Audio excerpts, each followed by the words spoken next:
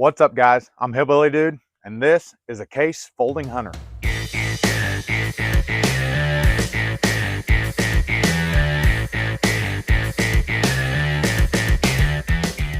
So today, we're talking about this Case pocket knife. This is a Case Folding Hunter.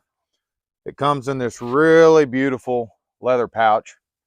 This is a lot nicer, in my opinion, than the ones like buck knives and stuff come in. This has a picture of Job Case. He is the grand poopah of the Case family. This was the dad of the four brothers who started the Case Knife Company back in 1889 in New York, selling their handmade knives out of the back of a wagon. I do want to take just a second to appreciate how nice this leather pouch is. It does come with a belt loop, although it is cut into the back of the pouch, versus some of them which have a sewed on loop. This is actually cut in. I think this is a little better if you want it to ride tighter to your body. If you want it to hang off a little bit, then the other style is a little better. I could not find exactly where these pouches are made. I assume they're made in America. The knife is made in America. All it says is made in America with imported and domestic materials. I assume that means the knife and the pouch, but I can't guarantee that. Now to the main course. This is a folding hunter. This is very, very similar to their trapper knife designs, which are pretty famous. It's just kind of a step up from that in size. It's a little bigger, very similar design. It is a 2-blade folding knife. On the website, this particular model is called the Jigged Dymalux Rosewood Folding Hunter.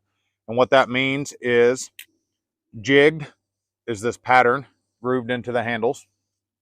You see that it's a pretty common design on a lot of these Case knives. Dymalux is the material that they use for the handle on this particular knife, which is just a laminate rosewood. It is really pretty, and it is supposed to be a lot more durable and weather resistant than just plain wood. So it's a laminate wood.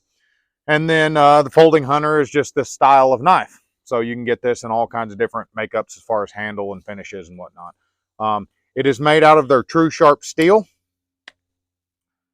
It's a stainless steel. On their website, they have it identified as a carbon steel that has a bunch of other extra crap added to it to improve performance, edge retention. It's basically just a long, fancy explanation of this is stainless steel pocket knife steel. It's nothing special, but it's honestly not anything bad. I've used this and carried this for a couple months now, and it's really done me well in all my everyday tasks that I've used all my other knives for, so I have a similar comparison. It is nothing special, but it's not bad. I would say it compares very similar as far as edge retention and ease of sharpening to put an edge back on it. I would say it's very similar to like Buck's 420 HC, and it's right about in the same ballpark of price, so you would expect that. This knife has a 4.1 inch blade, which is 10.4 centimeters. It is 5.25 inches in length overall, which is 13.3 centimeters. It's being advertised on their website as weighing 7.5 ounces. I put it on my scale, and I got 6.8 ounces. And then I compared it to an old timer Folding Hunter, which was 6.6, and compared it to a Buck 110, which is 7.3. So it kind of falls in between those two, which are very similar in size and builds. If you have any experience with either one of those knives, they're pretty common, then you kind of know where this weighs in at. It's right between those two. So the blade thickness on this is not listed on their website that I could find. Everything that I have seen online, people are saying is that it's 0.1 inches, 1/10 of an inch, or 2.5 millimeters. And I would say that's about accurate. I don't have any calipers on me, so I can't verify that, but I would say that's a fair estimate. The Buck 110, I believe, is 0.12 inches, which is like 3 millimeters.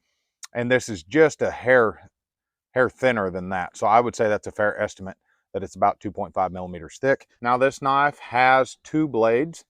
It has the clip point primary blade, which has a pretty deep clip in it, comes to a really nice point. And then it also has, if you have enough fingernail to get it out, it also has a skinning blade. It has a little bit of jimping right here, partially down the blade. It does have a little cut in there for a thumbnail to pull it out. I don't have much nails, so kind of hard to get a hold of. But this is just a straight back skinning blade. It is very sharp. It is a little narrower in depth. I think it's equally as thick. but it's just definitely just a little thinner blade as far as the width goes. Yeah, this is more of a delicate task kind of stuff. It's for skinning and fine tasks. It does look sharp. It's a really classy blade shape, in my opinion, and it works great for a backup blade and for, like I said, delicate tasks. Obviously, one of the biggest upsides of carrying a knife like this is that you always have two cutting edges. So what I tend to do is I use this one for all my day-to-day bullcrap stuff that I know I'm going to be dulling this thing, using it for whatever.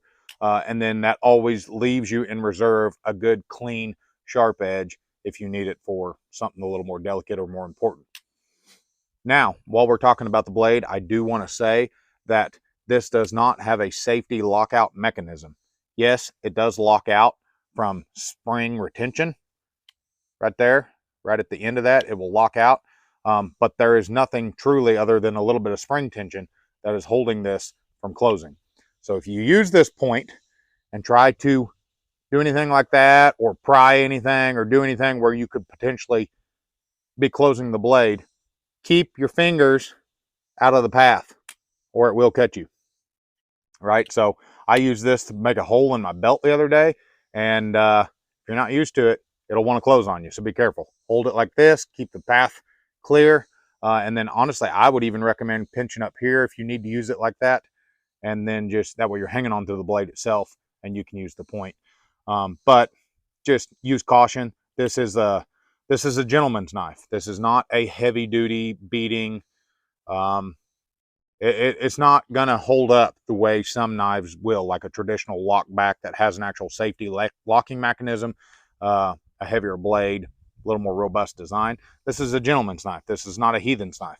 This knife will work flawlessly for anything that a folding pocket knife should be used for, okay, which is cutting and slicing and daily use tasks. If you start using this as a pry bar or a chisel or anything stupid, you're going to break it and you're probably going to get hurt. Okay, so this is a gentleman's knife. It is very classy. It is very sharp. This is the kind of knife that somebody uses it, you want to shake their hand because you know they're a respectable gentleman.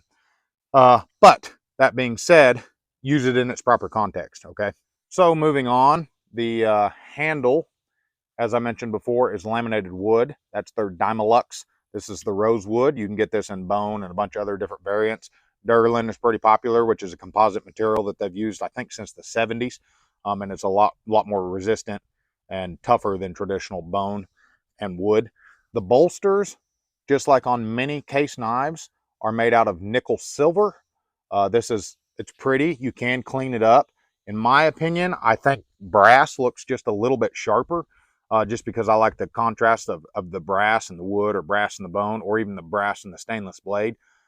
But these nickel silver bolsters do match the blade quite nice, and they do look pretty nice. So also, I would say in my experience, the upside to these is that they're a little easier to keep clean if you're the type of person that doesn't like the age and the patina getting on your knife. These will age a little bit too, but they definitely, you can brighten them up a lot easier than you can brass. Brass tends to get a patina on it, and if you like that worn look, it's great.